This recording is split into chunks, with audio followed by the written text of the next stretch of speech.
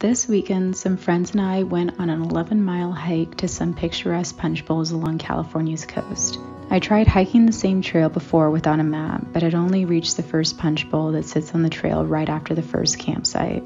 It was during the second attempt to the rest of the punch bowls in the falls that we ran into another group of hikers carrying rope to scramble and climb over slippery rocks and waist-deep water safely. We made it all the way to one of the larger punch bowls towards the end of the trail before being faced with the most difficult challenge of the day.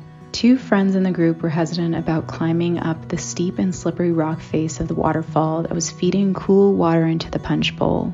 The other friend was kind and allowed the other two to stay back and decide for themselves if they were willing to use the rope the other group brought to scale the waterfall.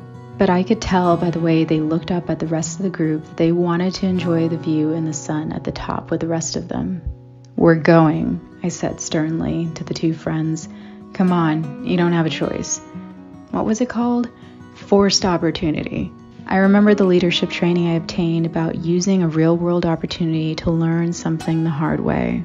I knew the two friends were more than capable of making it up the rock, and I didn't like hearing them psych themselves out of trying, so I forced them. The smiles on their faces when they basked in the sun on the top of the cascading rock was everything. When I asked after the hike if they would have tried to climb the rock on their own if I hadn't forced them, they said no. I smiled.